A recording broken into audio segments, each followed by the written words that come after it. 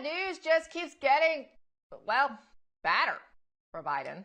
In a recent poll, Rasmussen Reports asked voters if the candidates for the 2024 Democratic presidential nomination were Joe Biden, Robert Kennedy Jr., and Marianne Williamson. That's all the three who have announced so far.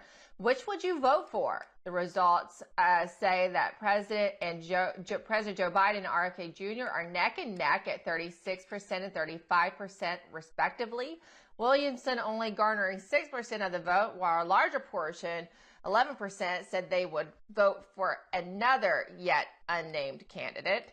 12% remain undecided. Now, looking at a generic matchup, Rasmussen pit the Biden-Harris ticket against an interesting split hypothetical ticket pairing Donald Trump and RFK Jr. That was a virtual tie at 44% of voters saying they would vote for each of those tickets. In this question, only 7% said they would vote for another yet to be named candidates, and 5% weren't sure yet. So let's bring in Rasmussen's Mark Mitchell to contextualize these results for us. Good to see you, Mark. Okay, so first off, I have to ask you, why did you decide to ask voters about a hypothetical pairing of Trump and RFK Jr.? Well, this was mostly a poll about the Democrat primary, but really, so far, the most interesting person to watch in this whole 2024 race has been Donald Trump. And so your viewers can check it out. Last week, we released a poll where we pitted Trump against Biden with a couple of different people as Trump's VP running mate to see what the effect would be on the outcome. Because it's, at this point, tough to know. Do voters want more of Trump? Do voters want more establishment than Trump on the ticket? And we ran Trump and DeSantis against Biden and Harris, and we also tested Kari Lake, Marjorie Taylor Greene. So Trump by himself beats Biden by 7 points, 48 to 41%. And of those candidates I named, the only person that adds votes to the Trump ticket is DeSantis. And so coming out of that poll, our thoughts were, well, what it seems potentially to be is that voters like the Trump platform, but they want to see somebody a little safer than Trump. But then, Kennedy's been out there making a splash. And it was time to ask the questions now about him getting into the race as far as Democrats are concerned. But people have been out there speculating about what a Trump-Kennedy ticket would do, and it does pretty well. Those are really great numbers. Now, it's interesting to say that Kennedy doesn't exactly have a lack of name recognition, but people aren't necessarily completely familiar with what his platform is. Trump and Kennedy does better than Trump and some other Republicans. So it's not a pie in a sky thing. It could be a reality. Now, unfortunately, at this point, it seems all academic because, as we know yesterday, Kennedy came out and absolutely disavowed the concept of being Trump's running mate. But maybe things will change. But as far as Kennedy in the Democrat primary, this is not a bad first showing.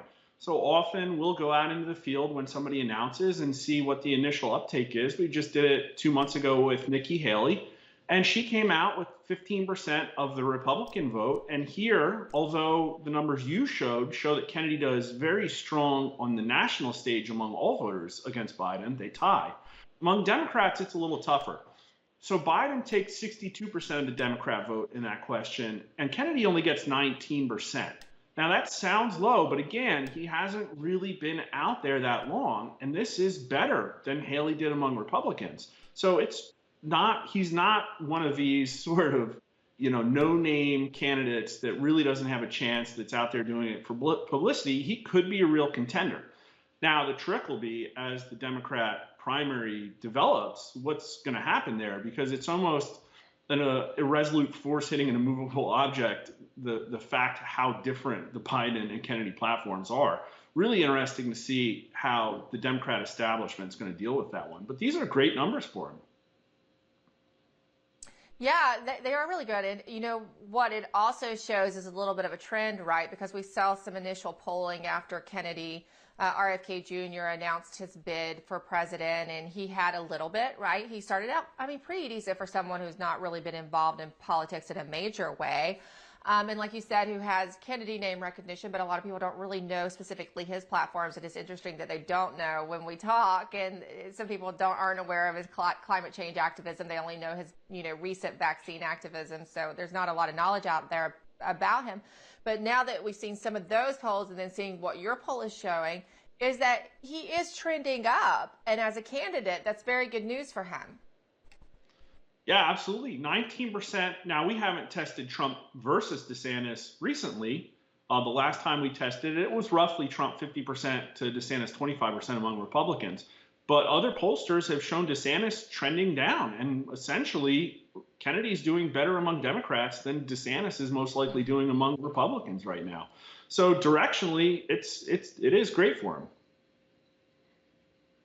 That's actually really interesting context to know how DeSantis is trending as opposed to the second in line Democrat candidate right now. Always very interesting. Thank you so much, Mark Mitchell, for joining us today. I'm sure we'll have lots more to talk about next week in regards to specifically the Republican primaries. We'll see how things trend over the next few days, right? Yeah, absolutely.